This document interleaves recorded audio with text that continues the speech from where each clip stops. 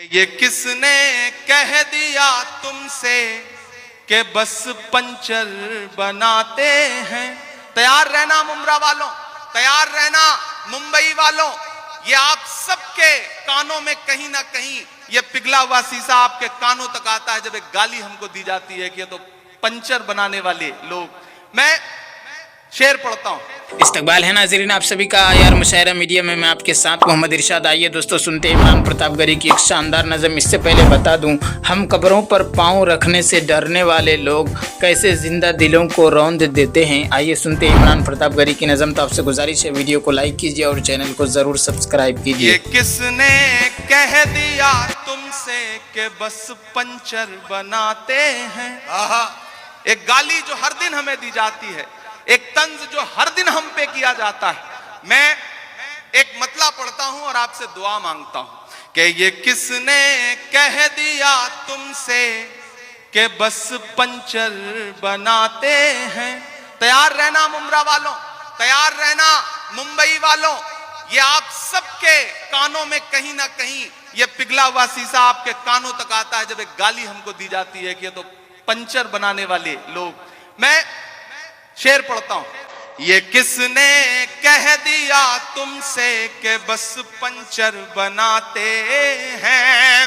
یہ کس نے کہہ دیا تم سے کہ بس پنچر بناتے ہیں؟ وطن پر ہنس کے کٹ جاتے ہیں ایسے سر بناتے ہیں۔ بتائیں تجھے ہم اس کو ہی کہتے ہیں ضمیر۔ تجھ کو جس چیز کے بدلے میں ملی ہے دنیا، تجھ کو معلوم نہیں تخت پہ بیٹھے ہوئے شخص کس حقارت سے تجھے دیکھ رہی ہے دنیا۔ ہمارا مسئلہ یہ ہے کہ ہم ہی کو قاتل کہے کہ دنیا ہمارا ہی قتل عام ہوگا، ہم ہی کنویں کھودتے پھریں گے، ہم ہی پہ پانی حرام ہوگا۔ اگر یہی ذہنیت رہی تو مجھے یہ ڈر ہے کہ اس صدی میں نہ کوئی عبدالحمید ہوگا نہ کوئی عبدالکلام ہوگا۔ میں بڑی ذمہ داری کے ساتھ بات کہہ رہا ہوں کہ آج کی اس مشکل سیاست کے دور میں جہاں سچ بولنا ایک گناہ کی طرح مانا جا رہا ہے، ایسے میں ایک نوجوان نے آپ کے حق میں سچائی کے ساتھ آواز اٹھانا اپنی زندگی کا مقصد بنایا ہوا ہے۔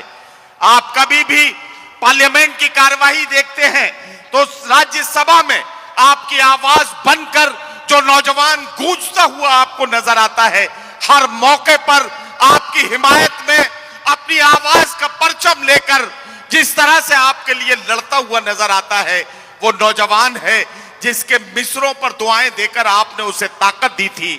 وہ شاعر ہے جسے عمران پرتاپ گری آپ نے بنایا تھا۔ 4 مصرے پہلے پڑھ دوں، پھر اس کے بعد جو تھوڑا بہت وقت بچا ہے ندیم بھائی وہ اپنے حصے کا حق ادا کرنے کی کوشش کروں گا۔ میں جتین بھائی کے لیے پہلے 4 مصرے پڑھنا چاہتا ہوں۔ جتین بھائی، دائرے میں سمٹ کے آیا ہے۔ جتین بھائی ادھر آئیے، ایسے کام نہیں چلے گا، آپ ادھر آئیے۔ دائرے میں سمٹ کے آیا ہے۔ اس دوران مجھے لگا تھا کہ میں کیمپین میں آ جاؤں گا، لیکن انفارچونیٹلی اس سمے اتنا زیادہ پروگرام تھے، لیکن میں وہاں دعا کر رہا تھا اور جس دن رزلٹ آیا میری نظریں سب سے پہلے اس سیٹ پر تھیں، اور الحمدللہ اتنی بڑی جیت ممبرا کی عوام نے آپ کو دی ہے، تو ممبرا کی عوام کا بھی شکریہ۔ میں پہلے 4 مصرے پڑھ دوں پھر شاعری سناؤں گا آپ کو کہ دائرے میں سمٹ کے آیا ہے، ہر روایت سے ہٹ کے آیا ہے، آندھیوں کو ذرا خبر کر دو، آندھیوں کو ذرا خبر کر دو، شیر واپس پلٹ کے آیا ہے، شیر واپس پلٹ کے آیا ہے۔ بہت شکریہ، بہت محبتیں۔ یہ حق تھا جو میں الیکشن کیمپین میں نہیں آیا تھا تو مجھے ادا کرنا تھا، میں نے وہ پورا کر دیا۔ اب کوشش کرتا ہوں 10-15 منٹ آپ کے سامنے رہ لوں اور آپ کو کچھ شاعری سنا سکوں۔ ایک نظم سناتا ہوں، بہت خوبصورت مشاعرہ ہے۔ مبارکباد آپ سارے لوگوں کو کہ زخم۔ اب آئیے دوستو ندائی ممبر و محراب کتاب سے سنتے ہیں کچھ بہترین باتیں۔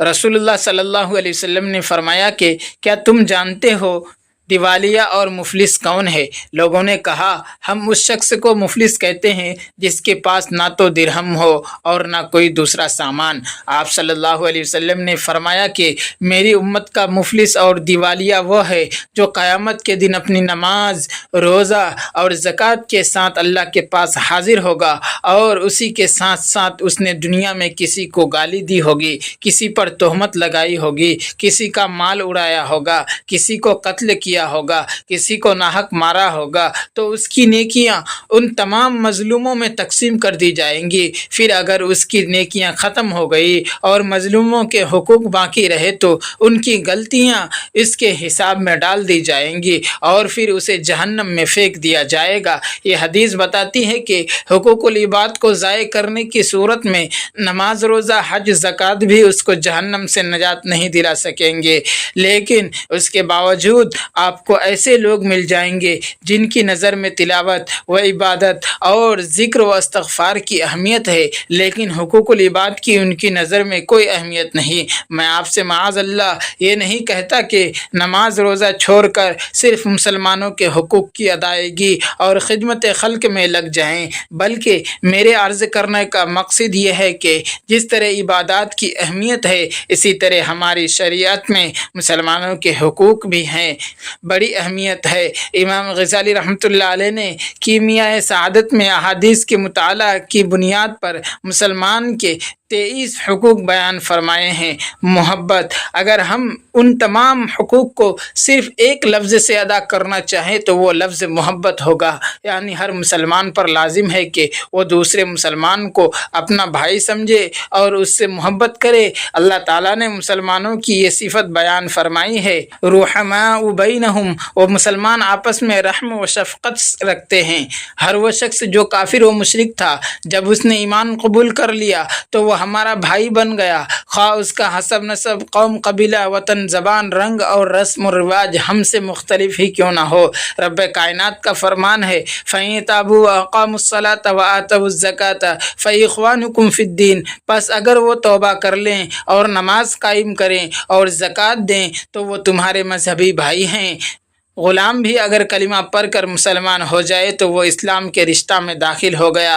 अगर उसके बाप का नाम व नसब मालूम नहीं तो कोई हर्ज नहीं, वो दीन के रिश्ता से हर मुसलमान का भाई है। फरमाया, फ़इल्लम तालमू आबाअहुम फ़इख़्वानुकुम फ़िद्दीन व मवालीकुम, तो अगर तुम उनके बापों के नाम ना जानो तो वो तुम्हारे दीनी भाई और दोस्त हैं। हुज़ूर अक़दस सल्लल्लाहु अलैहि वसल्लम की दावत पर लब्बैक कहने वाला वो मुक़द्दस गिरोह जिसे हम सहाबा के नाम से याद करते हैं, उनमें सलमान फ़ारसी रज़ी अल्लाह अन्हु के थे, फ़ारिस के थे, बिलाल हबशी हबशा के थे, सुहैब रूम के थे, अबू ज़र का ताल्लुक़ कबीला गफ़ार से था, तुफ़ैल रज़ी अल्लाह अन्हु कबीला दौस से थे, अबू सुफ़ियान बनु उमैया से थे। लेकिन ईमान कबूल करने के बाद उन्होंने रंग व नस्ल के तमाम इम्तियाज़ात को मिटा दिए और आपस में ऐसी मोहब्बत और ऐसा प्यार किया कि दुनिया उसकी मिसाल पेश करने से कासिर है। और जहाँ सच्ची मोहब्बत होती है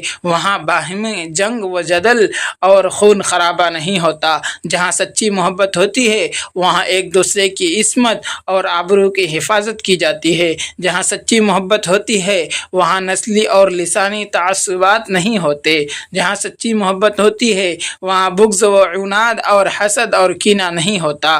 कहने वाले ने सच कहा है, मोहब्बत की तजल्ली से कदूरत दूर होती है, मोहब्बत की तजल्ली से कदूरत दूर होती है, मोहब्बत वजह तस्कीन दिल रंजूर होती है, कुली बनती है जन्नत की जमाल हूर होती है, यही वो आग है जो मुस्कुरा कर नूर होती है। दोस्तों, वीडियो के आखिर में आपसे गुजारिश है, अगर वीडियो पसंद आई हो तो वीडियो को लाइक कीजिए और चैनल को ज़रूर सब्सक्राइब कीजिए।